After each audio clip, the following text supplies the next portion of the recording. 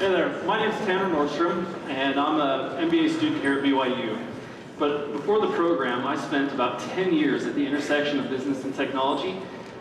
First working for Intuit as an undergrad here at BYU, and then as the founder and CEO of a software company, which is actually where I met Jacob, who's a senior in the computer science program here. And together, we've amassed thousands of hours working with hundreds of customers, trying to help them find and implement the right technology.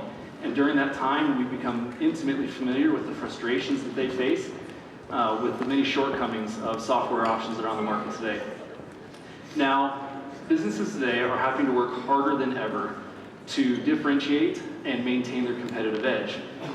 To do that, more and more of them are turning to no-code software as a solution platforms as a way to leverage fast and affordable technology.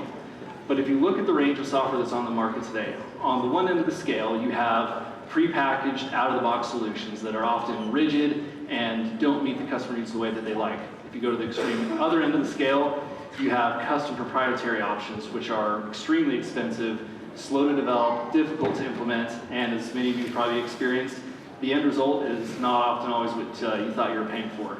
Now, if you look in the middle, kind of the porch just right space, if you will, you have no-code software options. But the reason we're here today is because the current best-in-class no-code software platform has a shameful 30% customer retention rate. This is largely to do because of how complicated their platform is. This is something I witnessed firsthand because I worked for them. So it's important to understand what no-code software is. It's a term that not many of you will be familiar with. But you likely are all familiar with Legos.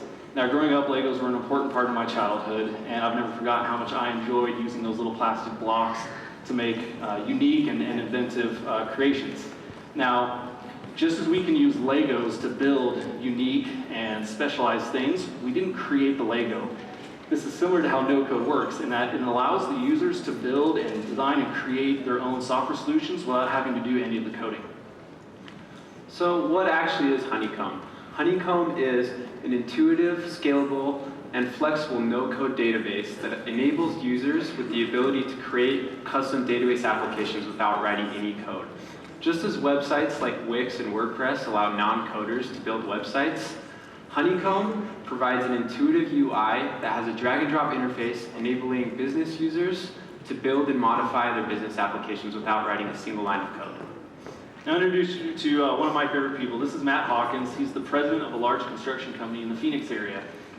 Now, Matt's business had a great opportunity to grow and scale, but they couldn't because they were being crushed by the amount of employee overhead it took to run their daily operations.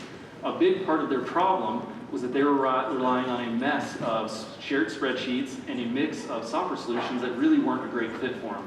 So Matt turned to the market to find a solution, a platform that he could build and own and evolve all on his own to solve their workflow problems. And that was the right choice. That's what he needed. So he made the purchase, but unfortunately, what you're about to see is what Matt spent months trying to get right, and today is so frustrated that he's ready to go back to his old spreadsheets. So this diagram on the left represents all of the different components that were needed to run Matt's business on the current market leader's no-code platform. So we recreated Matt's process in our Honeycomb, and we were able to do it in less than a third of the time with over 75% complexity reduction, going from over 80 different components to less than 20. So, how are we going to make money?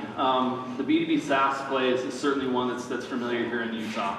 So we have two primary sources of revenue. One is a monthly subscription charged per user that will be tiered based on the number of features they need. And this solves another pain in the market in that with most software offerings today, customers are frustrated that they feel like they're paying for features and things they don't need.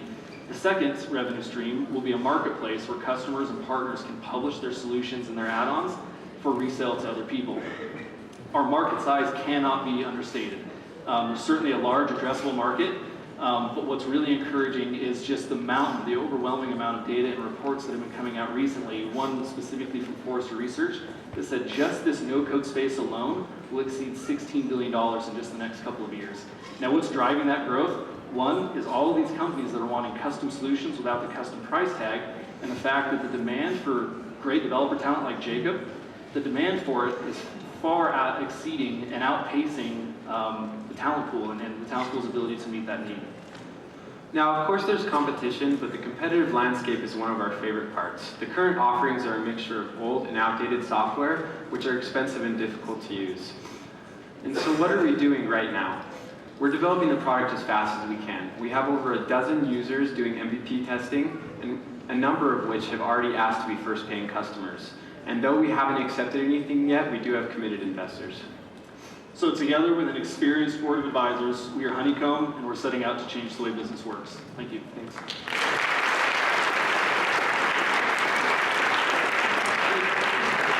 Great job, guys. Great job. Do you have what is your go-to-market strategy? Are there any natural vertical markets that you can penetrate, or is this a completely horizontal play? How are you going to? Sure, that's a great question. One of the exciting things about a solution like this is that it can be applied to so many industries and to so many problems. So we know that broad isn't a great way to start. So the construction industry, one right now, especially with the economy, it's growing so fast that they can really benefit from these types of things, and it's an industry I've got experience in, so that's going to be one of the first places we look. Solar is a great example of companies that wanted a custom solution without a custom price tag. So yeah, we've identified company sizes, individuals within those companies, within certain industries that we'll approach first. What you're coding this, right? What do you love about it? Like, what's your favorite part about what you're building? Because coders have this passion, right? There's things that they love, these little pieces that they like. That's all I like that.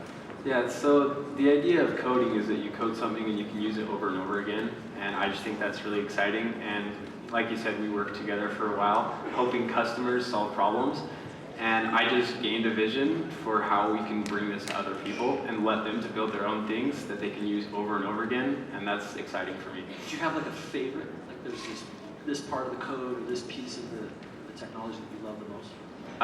So yeah, I guess I'll let you in on a little secret. So my passion is actually in machine learning, and that's something that we hope to incorporate down the road, and we're building things to be able to support that. Awesome. Great job. Thanks.